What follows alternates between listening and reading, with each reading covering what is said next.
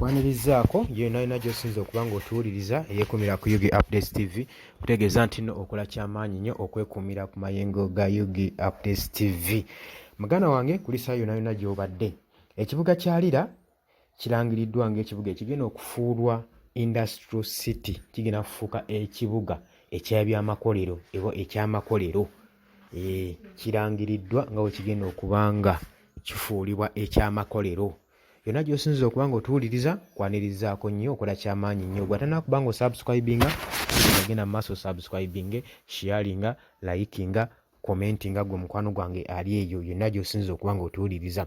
Bannabulaaya mbanirizaako nnyo. Mwebale omulimu gwe mukola ogw'amaanyi ogw'obutaweera ogw'okuba nga muwuliriza, ogw'okuba nga mukomentinga, musubscribinga, musharinga mmwe baganda bange mwabanywezezaawo amayengo ga Yugi Updates TV.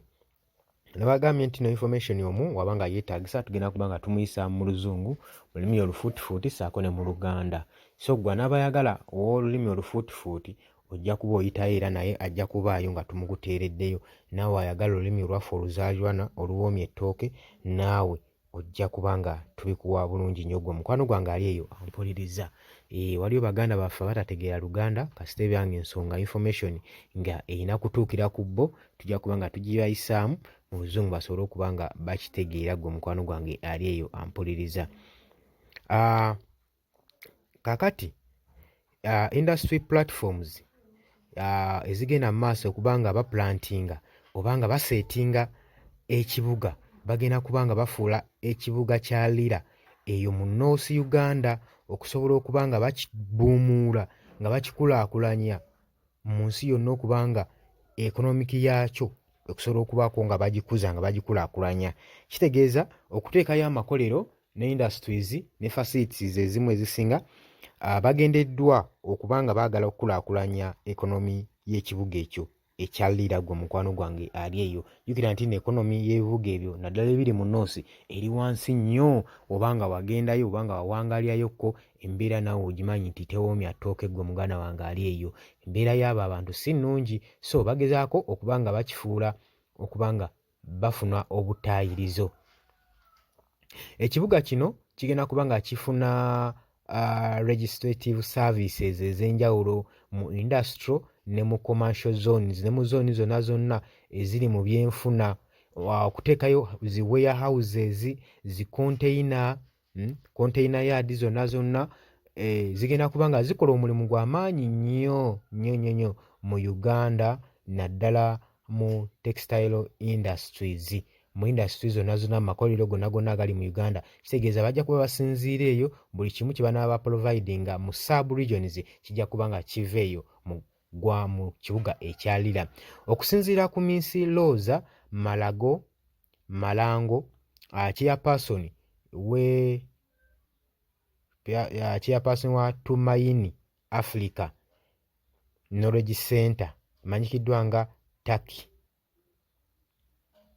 agambye nti nno kino kyenkiwalinzeemu okuba nga bateekawo traceability mu balimi basobole okuba nga babanokolayo bonna yonna yonna gye baali gye bawangaalira, okusobola okuba nga bateekawo fashions mu cotton ne textile products zonna zonna okuva mu Lira ezijja okuba nga ezituwa positions oba embala mu textile innovation, okuba nga bateekawo ennongoosereza mu bintu bya textile byonna byonna ebitambula mu ggwanga. Bw'onjogera ku textile njogera ku bintu ebimanyikiddwa nga ebyokwambala, ebiki ebyo byonna byonna, buli ekikolebwa mu cotton. Ndowooza bw'oba onfuna bulungi muganda wange gwampuliriza. Eno nno enkola erambikiddwa oba ekigendera kyayo okuba nga egenda kukyusa quality ya cotton abadde ava mu Northern Uganda, basobole okuba nga bamu-empoweringa n'okuva eri mu ba smallholders farmers, abalimi abatono abali eyo abali ewansi, basobole okuba nga bazimba robust, bagenda kuba nga bazimba robust basobole okuba nga bazitondawo basobole okuba nga bateekawo fabrications ez'enjawulo okusobola okuba nga bafulumya garments ez'enjawulo oba bateekawo productions za garments basobole okuba nga babenefitinga mu kotoni waabwe gwe baproducinga. Kijja kuteekebwawo okusobola okuprovinga production yaabwe enfulumya yaabwe nga bafuna obukugu ne techniques empya ne bafuna ne model infrastructures empya enkola empya oba enkulaakulana ebizimbe ebigenda okuba nga bikaringa activities ng'ezo ebipya kwegamba nga biba bulungi gaapu n'enkola ennuŋŋamu we basobozesa okukola omulimu ogwo. Mr. Malango yakkaatiriza nti cotton ne textile biina potential okubeera nga bifuuka ensonga y'okuba nga bikola contribution ey'amaanyi mu Uganda, mu ekonomi y'eggwanga Uganda okuba nga bisobola ogikulaakulanya. Bagambye nti no bigenda kuba nga bigeneratinga a percentage mu GDP ne mu export earning kwegamba mu nfulumya ne mu nnyingiza bigenda kuba nga biteekawo ennyingiza y'amaanyi nnyo gwe mukwano gwange ali eyampuliriza. Abantu 11 ba members abali mu delegation mu Uganda abaakuliddwa ne Minister of States of Agriculture Mr. Fred Bwino abaakyalidde Republican of Benin eri mu benchmark mu business models. Mr. Bwino agamba nti nze nkulembeddemu ekibinja ky'abasajja 11 ne ttiimu yange okuva eri mu Uganda. Ennaku 4 eri mu benchmarking twakyalira Benin ku bya cotton ne cashew sub sectors. Dr. Morris Charles Ogam founder wa CEO wa Global Forum Global Forum for Development Uganda yamaze dda okonfaminga nti delegation eno mu Benin eyigirizza ensi okuba nga zisucceedinga mu industry zone mu kutondawo amakolero mu kitundu.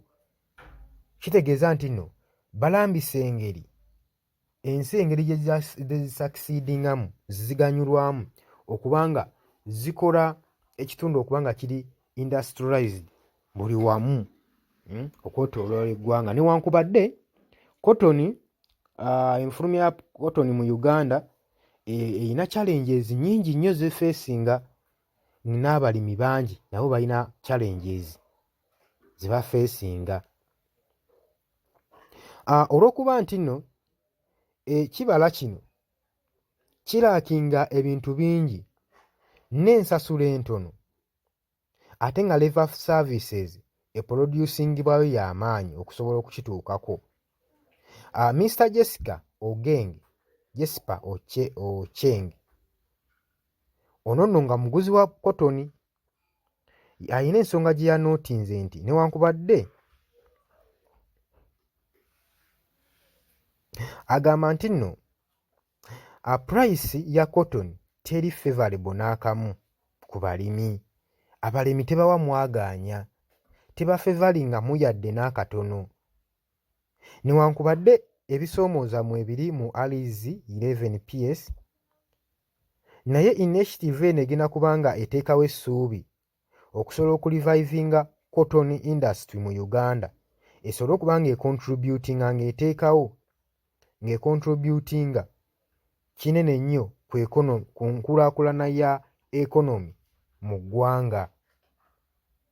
Ye bw'atyo omukyalo ono Jesper Ocheng bw'atyo wakirambise ye bw'atyo wakiraba agamba nti nno bwetuba nga tukutte industrial sectors ne tuziteeka mu kibuga ekya Lira ne twongera okutungula mu sectors za cotton kigenda kuba nga kibuuminga kuba nga kikulaakulanya economy ye Uganda ebadde eseeredde okuba nga esobola okuvaayo n'ebeera lifted gwe mukwano gwange ali eyampuliriza. Kitegeeza baganda bange abawangaalira Lira mwe mulidde empanga ku nsonga eyo.